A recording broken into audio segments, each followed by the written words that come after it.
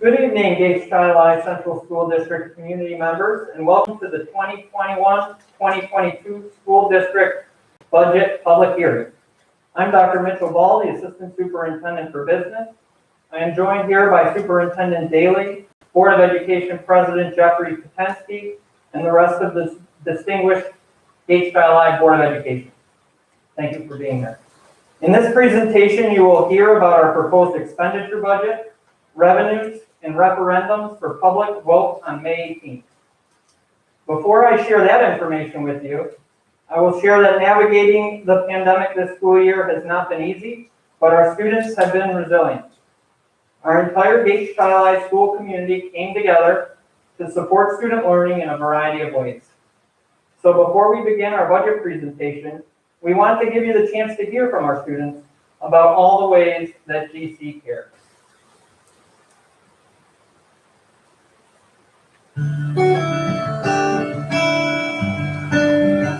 My school has friends that are awesome and very, very nice. I love most about my school is that I get to see my friends. I think being in a class with my friends is good because you can socialize rather than staying at home.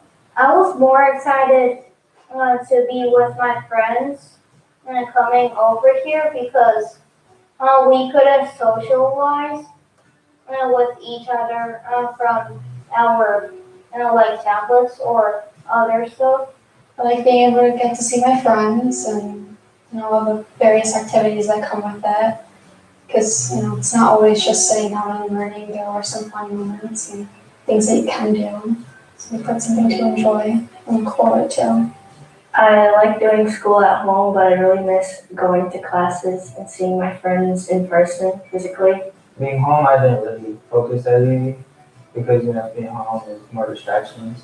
My favorite part of the year was playing football, getting out, having fun, playing the sport. It was different. Being at home, it's still good. I actually get all my schoolwork done way ahead of time and everything, so I do have a lot of time where I can just get everything done for the week and I'm pretty much all set. But I definitely prefer to be in school. This has been a great year, but I feel like I did very well. This year, one thing that's been positive is getting good grades. I have very good friends, and if I need help, they're right there to help me. I'm new here at Florence Nebraska this year, and I really like that there's no bullies and everyone's nice and caring. If a new student showed up at school, I would tell them everybody's nice and don't worry, and I can be a friend. I love going to class, but my favorite part of the day is probably going to school and switch class with my friends. Some of my friends come to school on Monday and Thursday, but we stay in church class, play video games, and help each other with homework.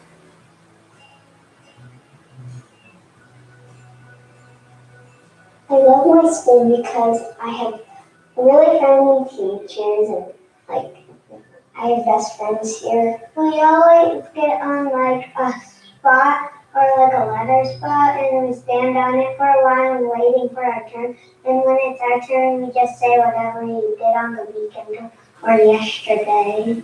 I like to share my culture with my friends and family because I just like to learn most of the time, and if my friends don't know, they could learn more about it. I like to do art and gym and library. Yeah, we're gonna play that and it's awesome.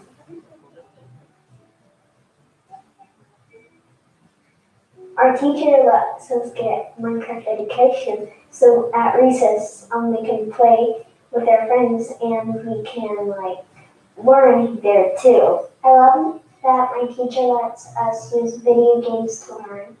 My first subject would be math because I like to do multiplication, but I also want to learn about division too since I don't know a lot about it. My teacher does really good about doing math and that stuff. On Wednesdays, I do some computer work with my mom and stuff, but sometimes I do it with my dad, but most of the time with my mom. Thank you, Mom, for teaching me at home so I because I don't get to go in school because it's closed on Wednesdays. My mom did a really good job helping me, and I want to say thank you to her. Thanks to my dad because he's here to help me and to help me focus and do my work better. My mom helped me a lot with the things I couldn't finish at daycare, like family work, that we did all together. This year, I felt really supported by my teachers, coaches, and the principals. I love my school because they have wonderful staffs there. I like my bus driver because he's funny. My teacher helps me with writing and some math and some reading as well. My teacher's nice and she loves pineapples. It's been really good. I think the teachers are definitely super understanding of our circumstances and everything. And they've been putting themselves out there to give people help if need be and all that stuff, and reaching out, like say if grades are low and things like that. And they really try to get people to stay on track. I feel supported by my family, by my friends who go to the school on the days that I do, and the teachers. This has been a weird year, but my teachers are doing a good job. After I graduate, the thing I'll miss most is probably the staff. They're super understanding and they're great people, and they actually sit down and create a bond with their students and stuff like that. They're not just here to teach and do their job. They're going above and beyond.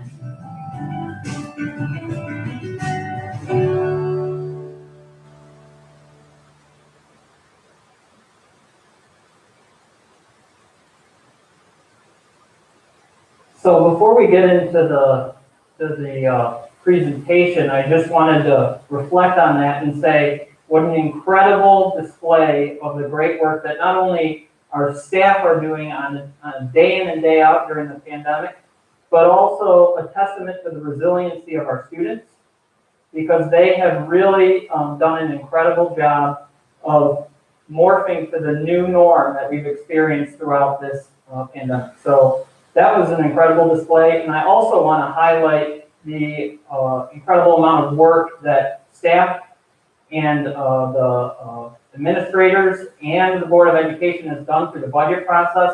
This process is really a 7 to 8 month process that starts in October and ends in May. It was mentioned earlier that it really starts from the bottom up, where staff members are putting in their requests and administrators are reviewing them, and the board is reviewing them, the Finance Facility and Audit Committee is reviewing them. So this is a very long process, and everyone has really done a great job of being thoughtful throughout it. So this is our agenda for tonight. We'll talk about budget goals and priorities, the state of affairs, expenditures, revenues, propositions, next steps, provide a summary. So budget goals and priorities. What are we trying to accomplish with this budget? Really two main things: to protect current programming and staffing, and to maintain focus on district goals, including student-centered learning, culturally responsive practices, and improving graduation rates and student achievement. So the state of affairs. COVID-19 is still here. It has presented a lot of challenges to the district. Throughout this process, we've had to maintain all of our staffing, all of our bus drivers. We've had to provide all the programs that we traditionally provided to students in the community. And so really that's been a challenge throughout the pandemic. Uncertain budget cycle. So we initially had some funding concerns. Back at the beginning of the budget cycle, we didn't know if we were going to get funding. The federal government came through and provided funding to the state, which ended up helping us out. So there was a lot of uncertainty initially. And then we had tighter expenditure projections because of that. Staff members came in and brought forth proposals that allowed us to cut over $200,000 out of our supplies and materials budgets in order to balance this budget. And so they did a lot of great work in that area. Old promises fulfilled. The foundation aid formula, which hasn't been funded fully since its inception in around 2010, is now that promise is being made whole, and the state is planning on funding school districts. So over the next 3 years, we're going to see a step into full foundation aid funding, and I'll talk about that in a little bit.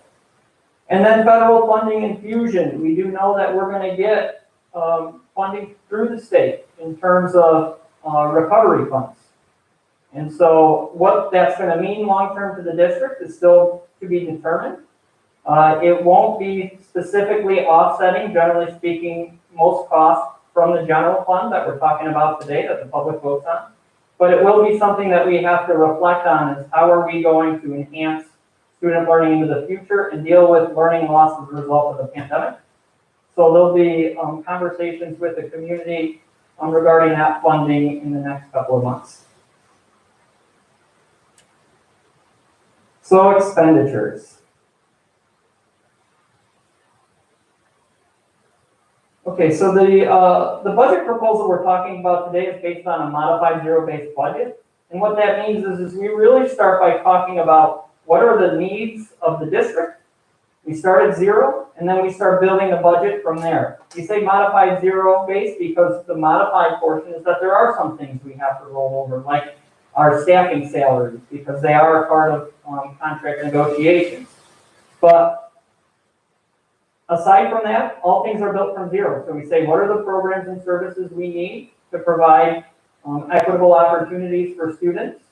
And then how are we going to fund those things? And then we just start at zero and build our way up. It's a no-frills budget. There's reduced flexibility. So we're really budgeting to what the needs are, and we're budgeting specific to what the costs are going to be in nearly all areas. So there's not a lot of extra room in this budget. The budget increase is proposal includes a 3.93% increase with about 4.4 million of new money that needs to be spent specifically tied to new debt service and benefit costs. And we'll talk about that in a minute as well. So highlighted cost increases. TRS and ERS salaries, those are salaries that we pay to staff members. TRS salaries are our teaching or certified staff, and ERS salaries are our support staff. So this is our biggest area of spending. The majority of our budget is spent on staffing. We're a people business, and in order to educate the students in our community, we need to put most of our money in salary and benefits. Another benefit area is pension costs relating to TRS and ERS as well. We pay into the pension systems every year in both of those areas. And so the district has to account for that as part of their budget. Health insurance costs, these are tied to our medical, dental, and vision plans. We have two lines there, one for active employees and one for retired employees. We have 607 retirees currently. And so health insurance costs are increasing annually. And so in order to accommodate that, we build a budget that ties to our specific staff needs. And then debt service. Debt service increase in cost is about $1.8 million, and it's tied to our $68 million capital project, the ongoing project that we have that has touched all 6 of our school buildings. Most recently, you'll see the Performing Arts Center coming out of the ground as part of the high school. And so as part of the cost of funding that $68 million project, we have to take on debt service, which can be seen as a principal and an interest payment on our mortgage. So it's essentially a mortgage payment. So we had to borrow some money in order to fund this project, and as a result of that, you'll see a $1.8 million increase in that line. So overall, a $6 million increase in just these categories. Mind you, the budget increase is not $6 million, so we had to reduce some other areas in order to fund these increased cost areas. So when we think about our budget, we like to break it down in 3 parts: the administrative, the program, and the capital component.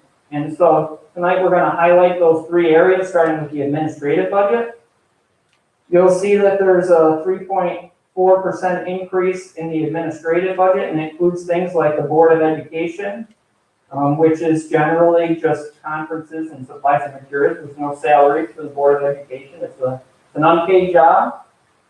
Central Administration and Finance, which is generally the business office and the superintendent's office. Legal, personal, and public information, central services and special items, BOCES administrative costs. We have to pay BOCES the Board of Cooperative Educational Services that supports all the districts in this BOCES region. We have to pay them some fees in order to run that so that we can have consolidated services to save money. Curriculum development and supervision, and then research planning, evaluation, and benefits. All in all, an increase of about $398,000. So then there's the instructional component, which is our largest component at nearly 75% of the budget.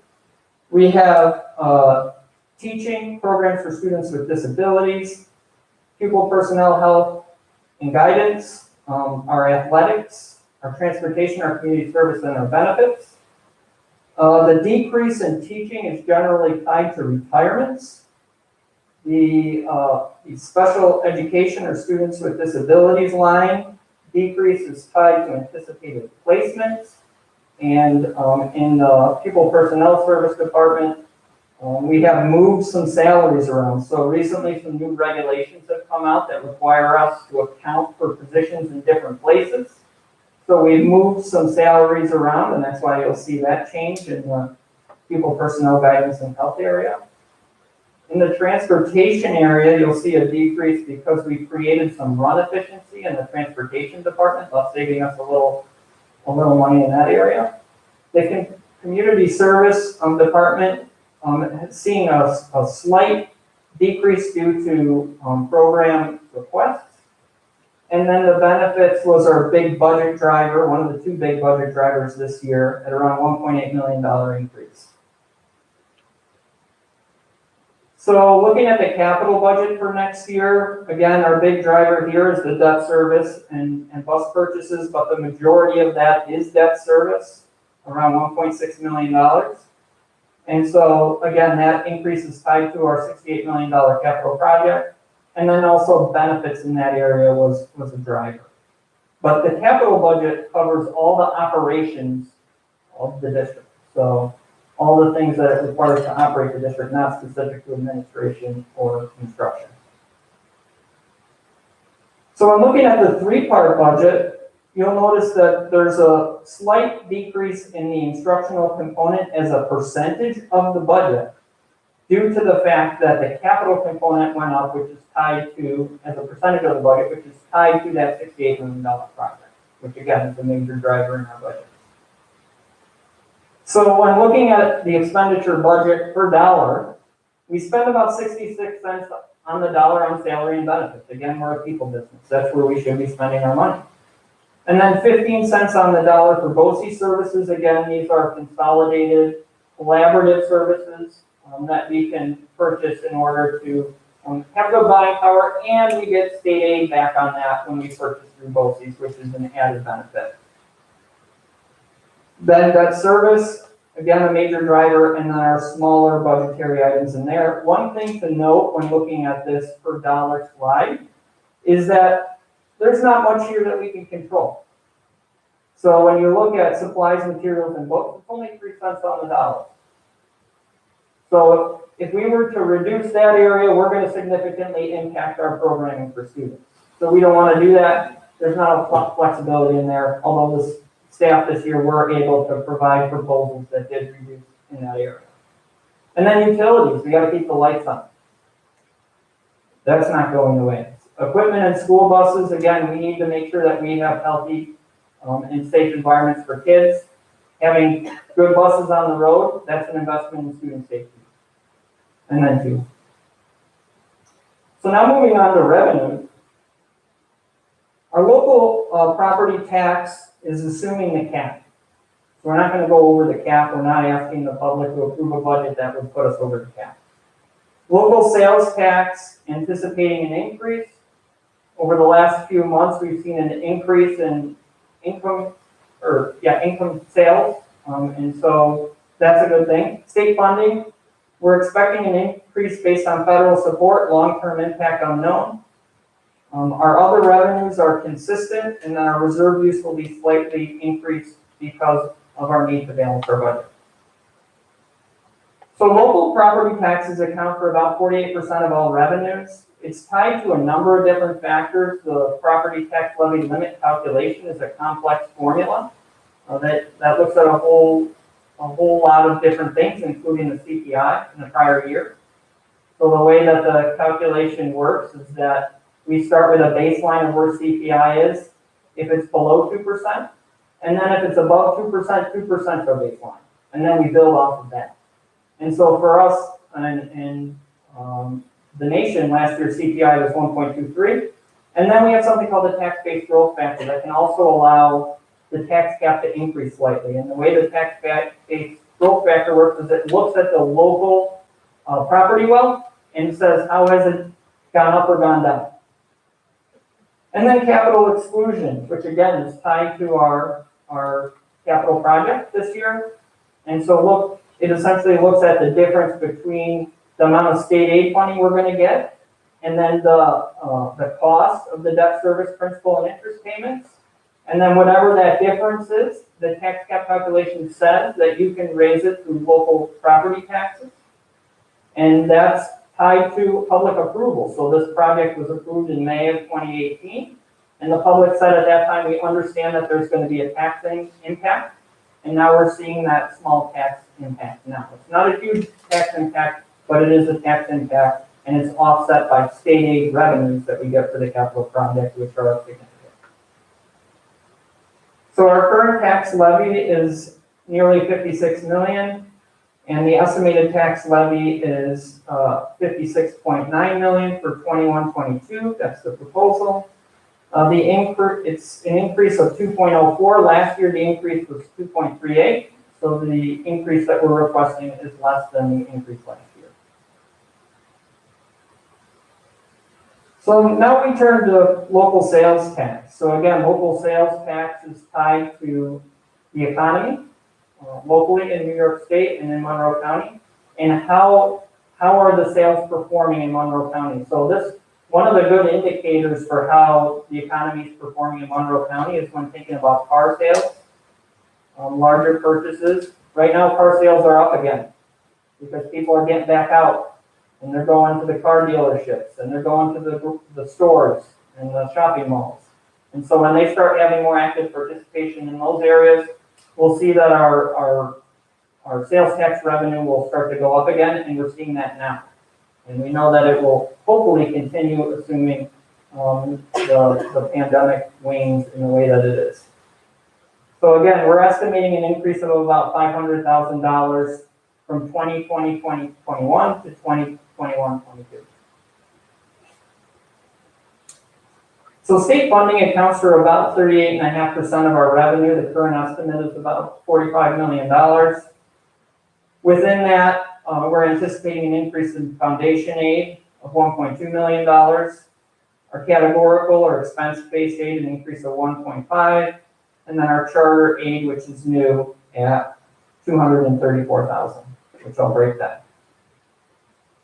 So foundation aid is one of the main or the main category of aid that our district receives, and that looks at a whole bunch of district-specific demographics and looks at things like property wealth. It looks at our student population, how many kids we have, and then it does a calculation that essentially gives us an aid number. And so that's distributed throughout the state foundation aid.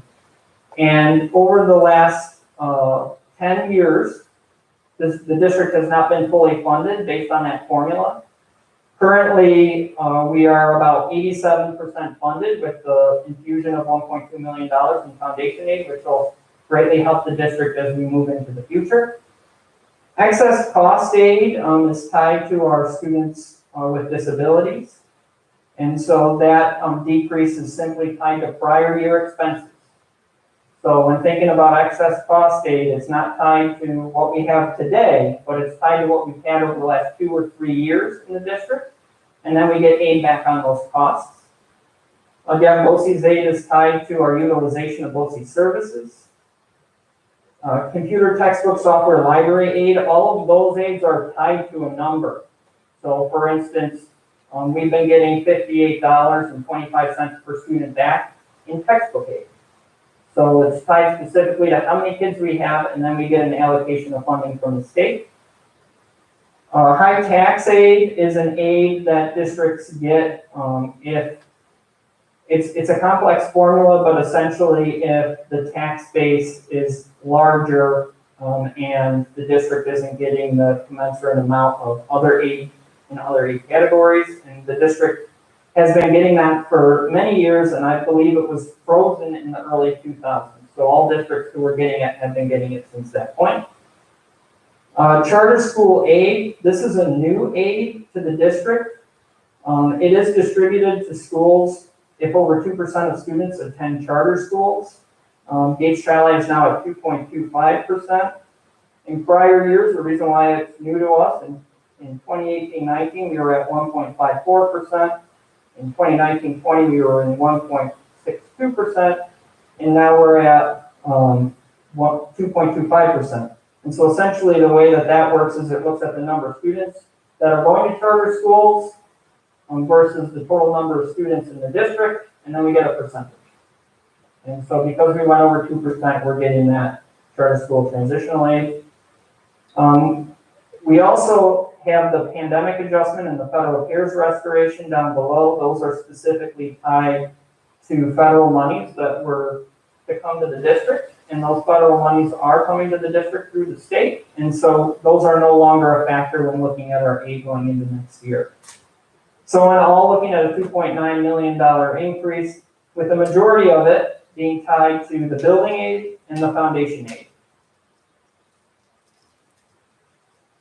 So other revenues account for 2.73% of our budget. They include items like tuition, fees, interest, earnings, sale of property, and Medicaid reimbursement. Again, this is a smaller portion of our revenue, but an important portion at $3.9 million. So after we've taken all of those other considerations, we look at our state aid funding, our property taxes, our sales tax, all of those other miscellaneous revenues. From there, we have to say to ourselves, how much money do we still need to balance our budget? And this is when we look to appropriated fund balance and reserve use. And so for us, we're at 4.79% of revenue. These are exhaustible funds, and they shouldn't be relied upon long term. The two ways to look at it is reserves are monies that we've set aside for specific purposes. And we do have reserve monies. They can't just be used as a slush fund. They're not a slush fund. They're something that has to be used for very specific purposes under the regulations, both general municipal law and education law. And then the appropriated fund balance are fund balance monies that we pull forward from the prior year to the future year to help balance the budget. And so our current estimate is $5.6 million. So, we prefer not to rely on them, the fund balance. And again, in 2020, it was $2.8 million, and in 2021, we're looking at $2.8 million as well. And so it's pulling money from the prior year into the future year. And we don't want to see major fluctuations in that because it does have an impact on future year budgets. When thinking about fund balance use and how much of this money, prior year money, we're using to balance a future year's budget, we're about average. This is last year's data in this region and in our BOCES. And we're at about 2.41% of our budget being pulled forward, generally speaking. Going into next year, we're looking at 2.38%. So the recommendation for appropriated fund balance and reserve use, again, it includes a $5.65 million increase, budget, I should say, with a $550,000 increase. Those are the areas that we're looking at using, the TRS reserve. So again, thinking back to our expenses, our pension costs when it comes to TRS, and the money that we have to help to offset the pension fund. We can use this reserve to help offset that cost. The tax certiorari reserve, this is specific to claims that taxation is not being appropriately applied. And so entities or individuals can put forth tax certiorari claims to help relieve their tax burden. And so we oftentimes have a responsibility to pay them back for taxes that they paid. And We can do that by looking at this tax certiorari reserve. The ad valorem reserve, this is for post-employment benefits. We're looking at using about $100,000 in that area. The capital reserve for technology, this is a reserve that was created by the public in order to pay for things like devices and infrastructure. And so we're looking at using approximately $300,000 of that towards balancing next year's budget. And then the ERS reserve, this is tied to ERS pension costs, looking at a $350,000 increase. Our ERS liability, or what we need to pay into the pension system next year, is about $2.1 million. And so we'll be able to use that reserve to help offset the cost. Our utilization data, when looking at that, last year we were at about 4.98, and this year we're looking to go down to about 4.79, so a decrease in utilization. So when looking at the revenue budget as a whole, again, per dollar, our revenue estimate is about 49 cents on the dollar from property taxes, 39 cents on the dollar from state aid, 3% from Monroe County sales tax, fund balance and reserves, about 5% or 5 cents on the dollar, and then all of those other smaller revenues that are around 4%. This is the overall revenue snapshot. Again, you'll notice that the expenditures have to be balanced to the revenues. So we have to have the revenues in our budget to support our expenditure proposal. So that number, $4.4 million, will match on the expenditure proposal, 3.93% increase. So now I'd like to pivot to the propositions. There will be 4 propositions in addition to the Board of Education candidate elections. There's an expenditure budget proposal, so when the public votes on the budget, they don't vote on the property tax cap, they vote on the expenditure budget. So the expenditure budget proposal is $117,882,045. We are requesting that the public approve bus purchases. So bus purchases are very important to us for health and safety reasons. We want to make sure that we have the safest buses on the roads for our students.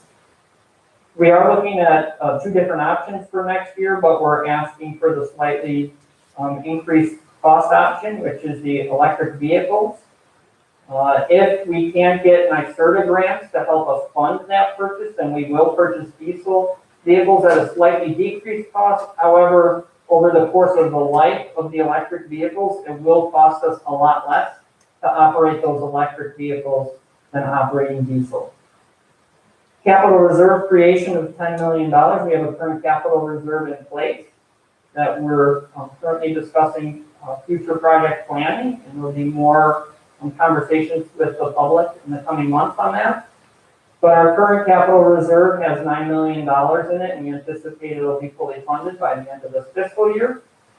And so with that in mind, we're asking the public to approve another capital project, or a capital reserve, I should say, my apologies, another capital reserve for $10 million, because we do know that there's a considerable amount of work that still needs to be done in the district.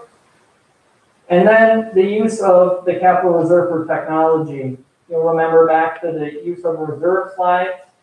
There was $300,000 in the use of that reserve, and so the public, under the regulations, would need to approve our use of those monies. And so there is a proposition for that on that. So next steps, budget vote, May 18th from 6 a.m. to 9 p.m.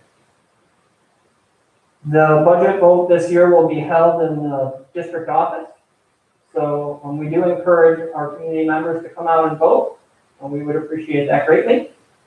And then to see a video of our board candidates, review budget documents, or see this presentation again, you can go to gateschi.org/vote.